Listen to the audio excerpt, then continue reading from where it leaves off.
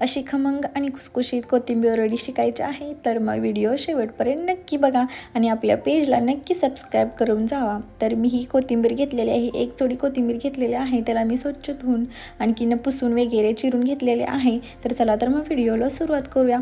तुमच्या आवडीनुसार चवीनुसार वगैरे त्यामध्ये मीठ घालून घ्यायचं आहे, हळद, आणखीन तुम्हाला किती प्रमाणात तिखट लागते त्या प्रमाणात तिखट टाकून घ्यायचं आहे। अशीच मस्त असे रेसिपी शिकण्यासाठी आपल्या पेजला नक्की सबस्क्राईब करा नवनवीन व्हिडिओ बघण्यासाठी। आणि त्यामध्ये मी 2 ते 3 चमचे तांदळाचे पीठ घालून घेतलेलं आहे, कारण तांदळाचे पीठ घातल्यानंतर आपली कोथिंबीर वडी खुसखुशीत बनते।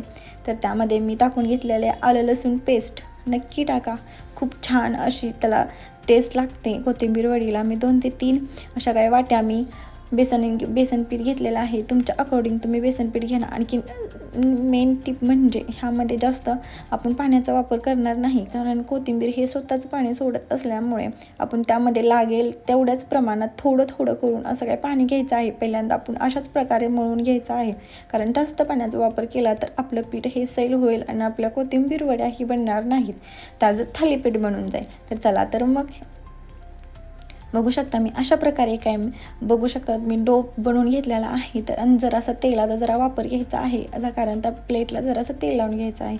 बघू शकता मी अशा प्रकारे डो करून तयार करून घेतलेला आहे, त्याला तीळही लावलेलं आहे। तर उकड चाळणीमध्ये तेल टाकून मी असं काही ठेवलेलं आहे, 10 ते 15 मिनिटात आपली ही कोथिंबीर वडी तयार होते। तर बघू शकता मी अशा प्रकारे काही ठेवून घेतलेलं आहे, आणखी 10 ते 15 मिनिटं झाकून घ्यायचं आहे।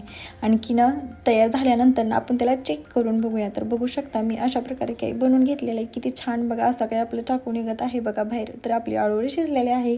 आणखीन अशा प्रकारे मी काही शेले फ्राय करून घेतलेले आहे, तुम्ही डीप फ्राय करून घेतले तरी चालेल। अशाच नवनवीन आणि सोप्या रेसिपी बघण्यासाठी आपल्या पेजला नक्की सबस्क्राईब करा। चलो बाय।